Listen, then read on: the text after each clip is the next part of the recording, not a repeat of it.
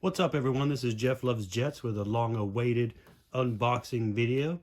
Been waiting on a bunch of pre-orders to arrive, and finally had some show up about a week ago. So I'm glad to get these out of the box and check them out. I'm looking forward to getting these. A couple special liveries. Haven't been traveling as much lately, so I'm just kind of going through and getting some those favorites that'd be nice to have around.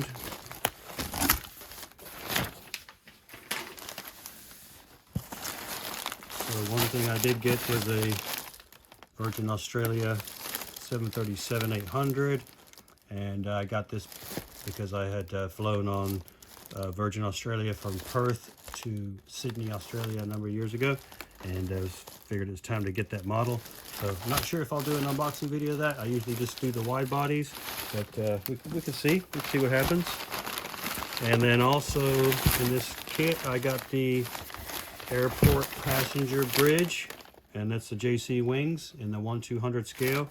This is going to be for the 747.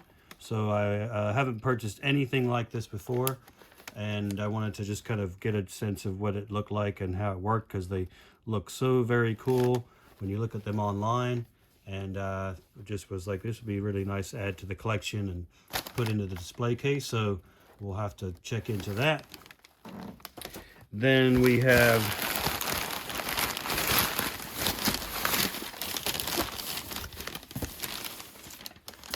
this McDonnell Douglas MD-11, which I'm gonna unbox, but not right now. And that leaves us with one final remaining model, and that's going to be the 1/200 Virgin 747 Star Wars Galaxy's Edge Millennium Falcon. And this is going to be just an awesome, epic model. I can already tell. So I've just been, can't wait to get this. I've already checked it out so many times online and just looked at pictures of it, and I'm amazed at how awesome it's going to be. And I've seen some other people's posting pictures online. So let's go ahead and check it out. And this is a JC Wings model. And this is the first time I've seen a model that doesn't have a sleeve. So it just got a standard lid. It's not even like the Gemini. There it comes. All right, nice. All right, set that aside. And let's check it out. So of course we have our gears, which are the removable gear, and also the covers if you choose to use the in-flight configuration. Although let's have a look. Yeah, here's the landing gear doors, and then there's a little tool in there to help you remove them and put them back in. And it should probably have the partial registration. Yes, it does. So this is Golf Victor Lima India Papa. And you can see India Papa there on the nose gear door. Very cool. And then we'll have India Papa here on the gear as well. And I'll always put those in place because I think it just makes the model look more interesting. And because this is also going to be, I'll show you here in a second. Oh, cool. All right. Oh, well, we got this nice card.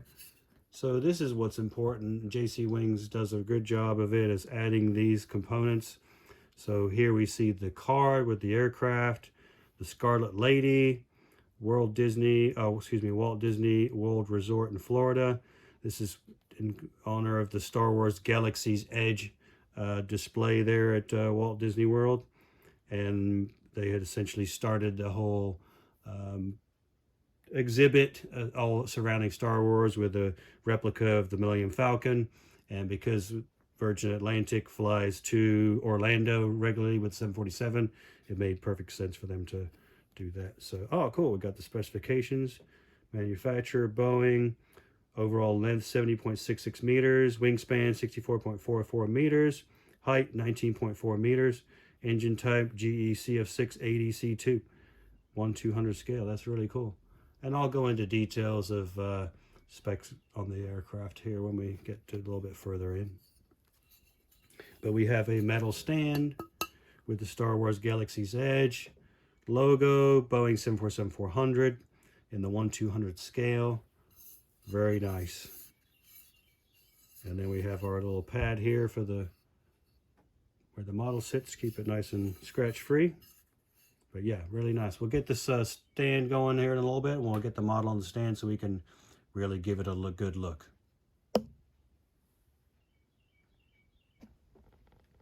So before we get a little too far, we'll go into a little bit of background about Virgin Atlantic, which is nice and short because they haven't been around for too many years. So a British airline with the head office is in Crawley, England, which is very close to London Gatwick, which is one of their main hubs. It was originally established in 1982 as British Atlantic Airways and originally planned by its founders Randolph Fields and Alan Hellery to fly between London and the Falkland Islands. I don't know if you know where the Falkland Islands is, but they're way down south by Argentina, and it's not a really very mostly pleasant place. So it's not too much of a destination, and that route was deemed as unviable. So they gave up on that idea and came up with another route, which would be from London Gatwick to JFK, New York. And this was rejected by British Airways and British Caledonian, and also the British Airways Airports Authority. Of course, British Airways was a government-run airline, and Virgin would be coming into direct competition with what is a very lucrative route from London to New York, JFK. Of course, British Airways operating out of Heathrow, but competition from Virgin would be very complicated, and also because Gatwick is deemed an easier airport to go in and out of because it's not as busy. So most people would probably tend towards going to Gatwick instead. I've flown through there many times, and it's much easier and much more less stressful than going through Heathrow. So they then found or sought a second route between London Gatwick and Newark Airport this time instead of JFK, and they were able to successfully get that route, and that kind of really launched Virgin Airways into the global market. So the partnership was developed with Richard Branson, and after negotiations, Fields, Randolph Fields, who was one of the original founders, decided to sell his stake in the company, and the company was renamed to Virgin Atlantic. On June the 22nd, 1984, Virgin operated its first service from London Gatwick to Newark using a leased Boeing 747-200, its only aircraft. In 1986, Virgin Atlantic would get a second 747 and began flights from Gatwick to Miami, followed by JFK, Narita in Japan, Los Angeles, Boston, and of course Orlando, which is what we see here. Of course, all those 747s with Virgin Atlantic are now retired, and as a result of the pandemic and the massive effect it's had on global air travel. So let's have a look here. We've got the cover on the top of the model, just a plastic strip, and then we'll take it out here. And I've been so looking forward to this. And in addition to that, we are looking at this 747 in the flaps down version, which to me is just such an awesome option to get on these models. And this thing is absolutely spectacular. Look at the size of it. It's just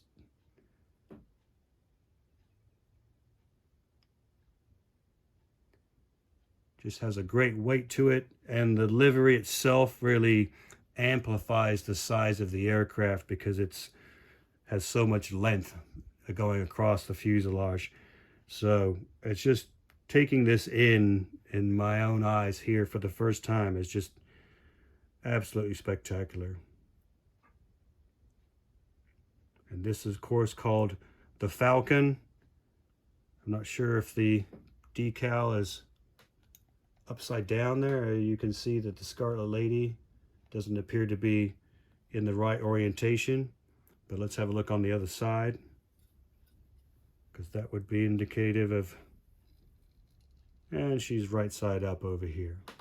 So I wonder what it's like on the real aircraft if that's the case. I can't see that would be the case, because of course they would want to have everything the right way up. Seems like that decal should be right there. Very interesting. It's the first time I've seen this model myself, so let me know what you guys think or what your experience is. It seems like that's in the wrong place. But this model has sold out already, so the chances of getting a replacement are slim and none. But I would say that that defect would probably add to the model's value, just because it makes it that much more rare. But if it's in all of them, that's a little bit of a different story. So we have the Millennium Falcon, of course, emblazed upon the side of the fuselage,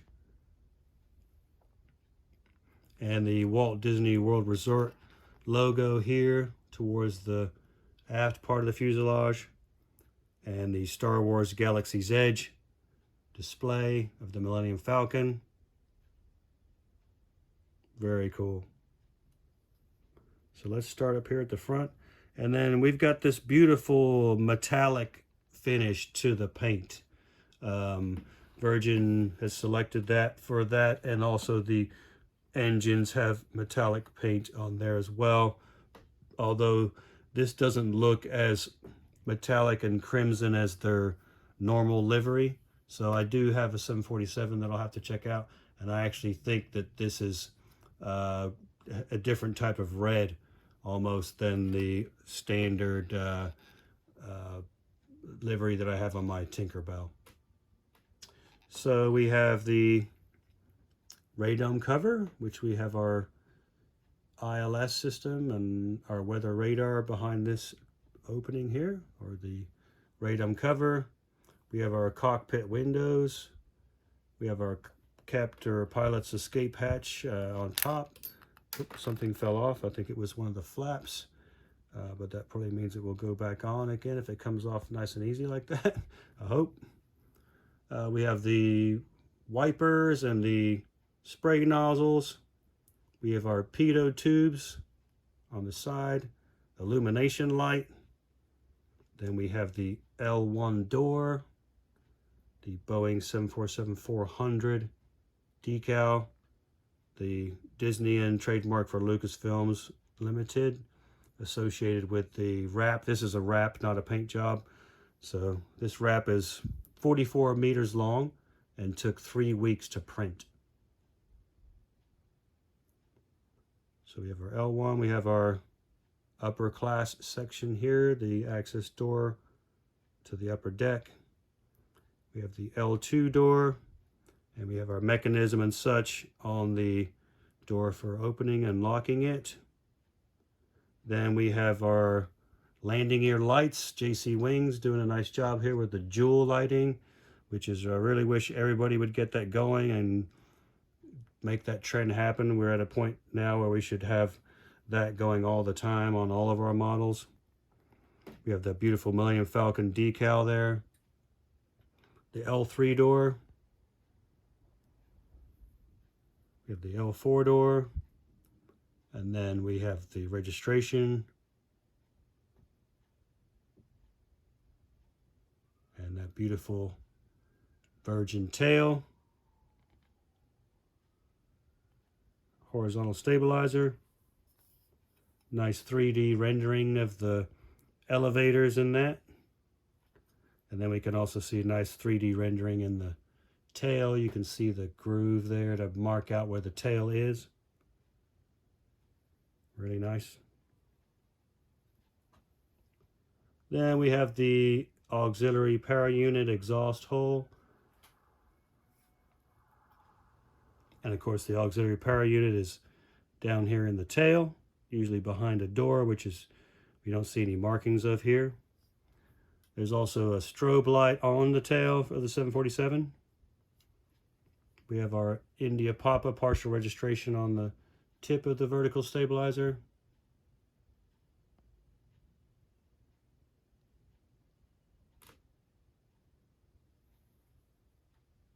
Very impressive. So let's look at the underside. And we have our pressure release valves here and here. We have our VHF antenna here. Holes for the landing gear, which we'll put in later.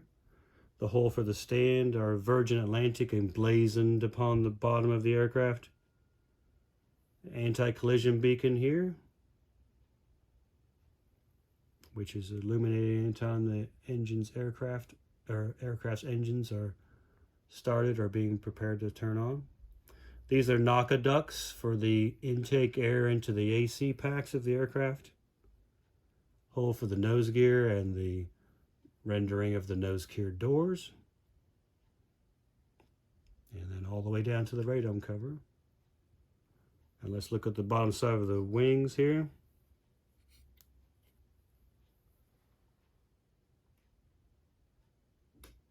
And because we've got the flaps extended and the slats extended, we can see the bottom of the Krieger slat here. These roll out from the bottom of the wing like this. So the leading edge in flight is actually this back part of the slat. You can kind of see how it folds over. And then the triple slotted flat on the 747-400. See that better here. 1, 2, 3 slots. Then our registration. CF6 engines. I'll go into more detail about those coming up. And we'll look at the other side. And these are flap track fairings, so these are what actually have a worm gear inside that extends and causes the flap to extend.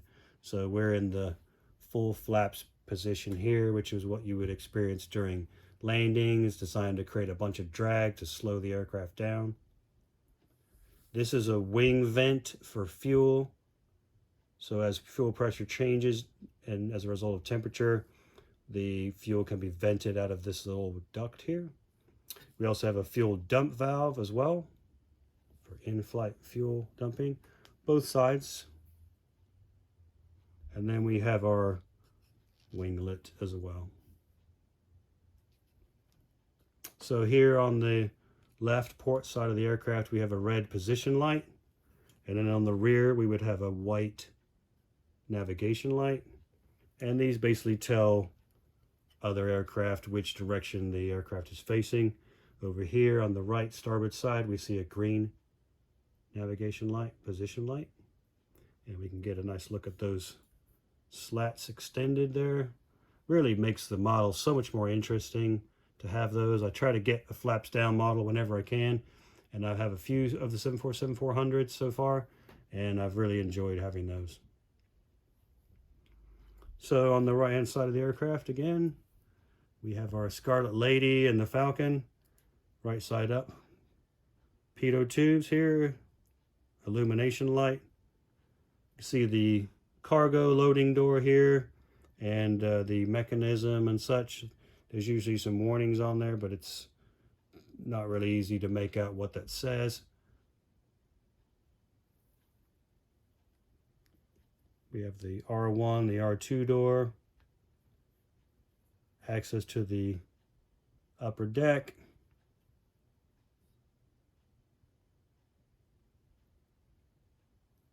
Star Wars Galaxy's Edge, Walt Disney World.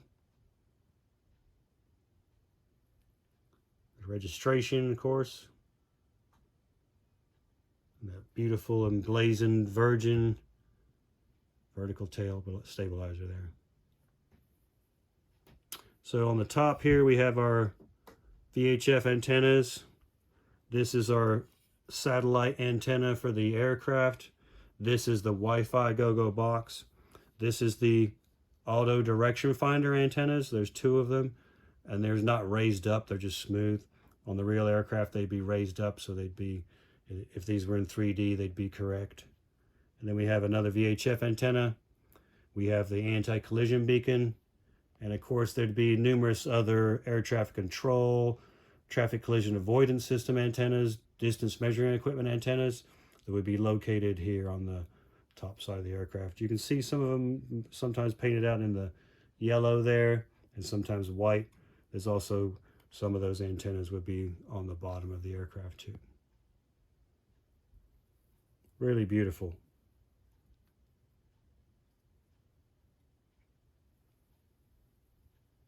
Well, let's have a look and see what fell off and get the gear on here and get the rest of this model put together and check it out.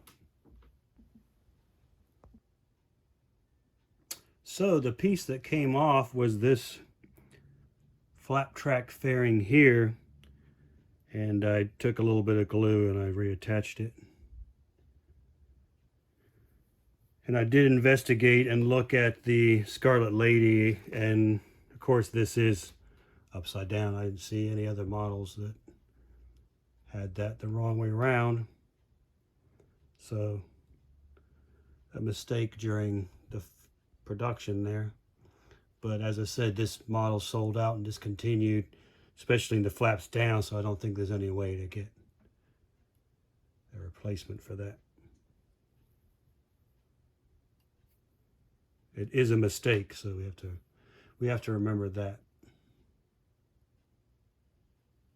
So on the top of the wings, we can take a look at, again, our triple slotted flaps, spoilers, the flaperon, spoilers, the aileron. We've got our Virgin insignia here on the inside of the winglet, just in case the passengers forget which airline they're flying. We have our slats, and of course the jewel lights there. Such a nice feature.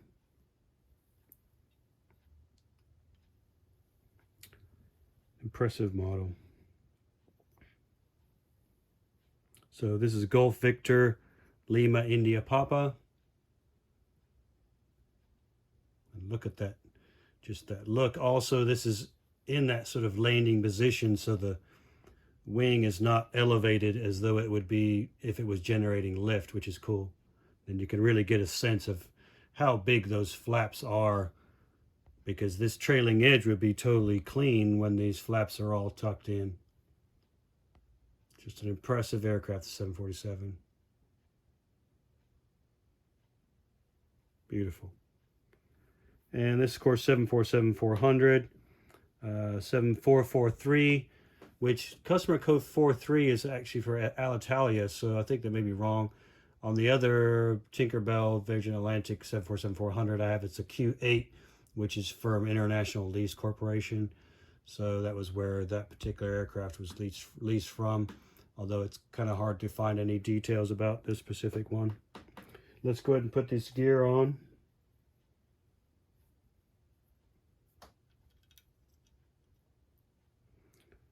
Put the wing gear on. Little magnet holds those in position for us. Then we'll put the body gear on. Oh.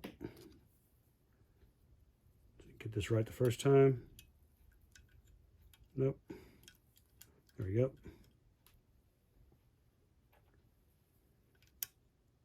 Put a nice tilt on that because the 747 has a lot of tilt on the gear during the landing phase of flight.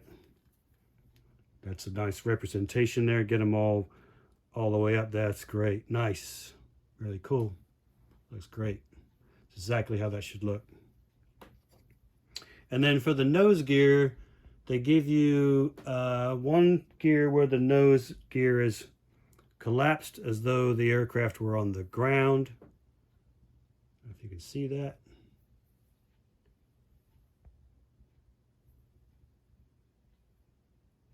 So there's the one with the struts collapsed as though we were on the ground. And then we have one where the strut is extended as though we were just in the final last phase of flight. And I think I'm going to do that because I always display mine on the stand. And we'll put that on, and the strut faces forward on the 747. And then we can take a look, and we've got the jewel lights there in the nose gear. Makes really nice touch. And the nose gear does swivel. JC Wings does a really nice job with their gear. I think a little bit better than the Gemini.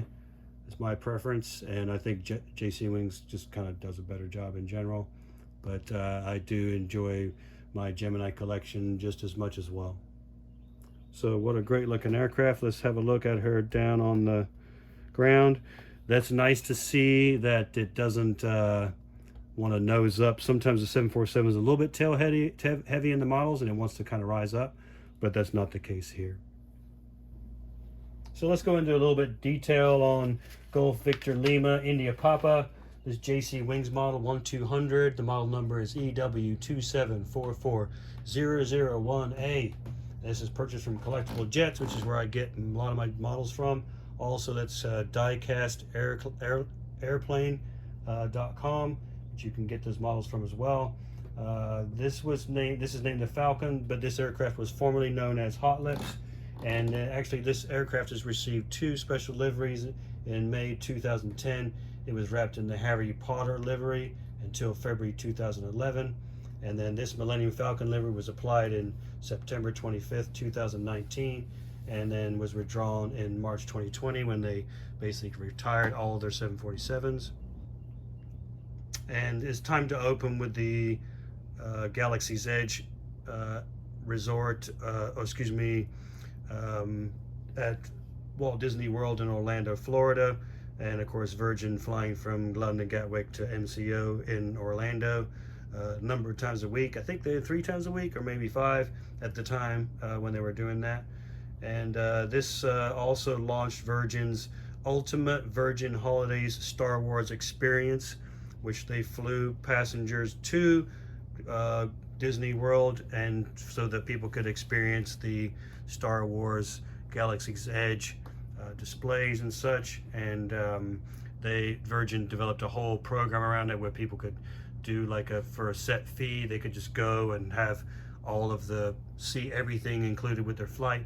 I think it was around $3,500 or 3,500 pounds, which isn't very cheap, but alas, of course, Star Wars gains a lot of interest.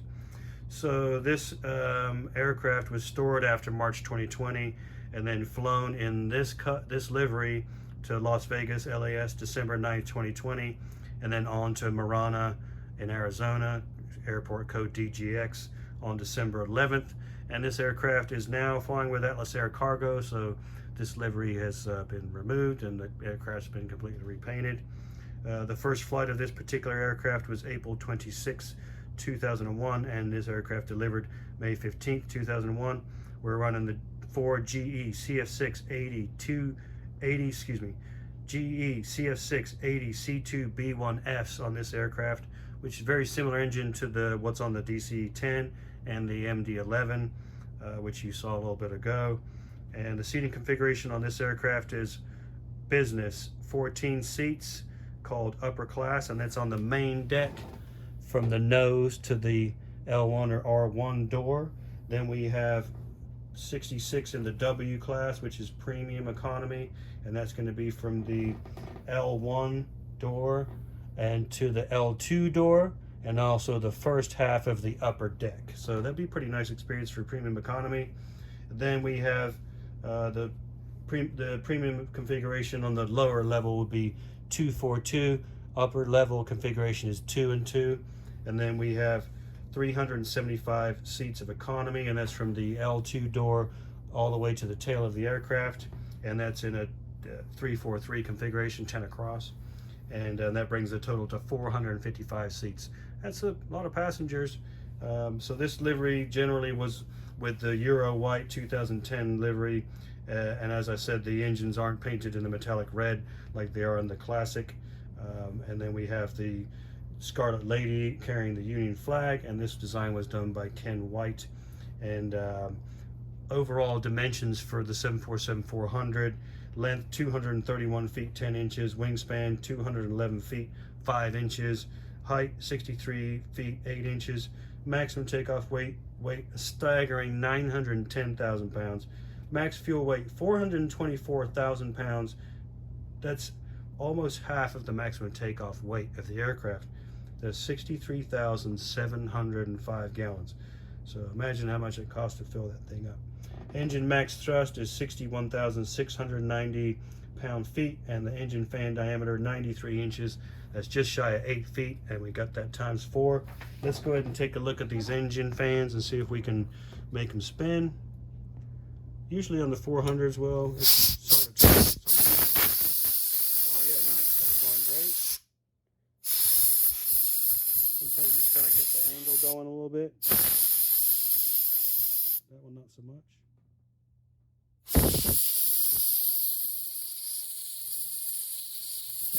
Kind of. Well, I'm sure the aircraft would get us off the ground just with one engine, but they kind of work. So what a beautiful model. Please let me know if you're going to get this model or if you already have it. I'm sure if you have it, you've already got it out of the box and have it on display. I'm pretty much maxed out on my room here in my display case, but as I said, I got 3 models and I got another 7 more coming. So we'll get back to getting these models unboxed and getting back on track here. But this is super special to the collection. I haven't flown in this aircraft, but sometimes you come up with these important ones. I'm going to get all of the other Star Wars, all Nippon Airways. I have those all coming, and the flaps down, C-3PO, BB-8, and R2-D2. I didn't get the 767 livery because doesn't have as much interest as the other ones, and they're kind of expensive, so try not to spend too much money. But let me know if you got this model, what you think. If you're not subscribed, make sure you slam that like button below. Make sure you subscribe to my channel. Please support me as best you can. It helps out a lot to have people comment, watch my video, share it with others. Appreciate you checking out very much, and thanks again from Jeff Loves Jets.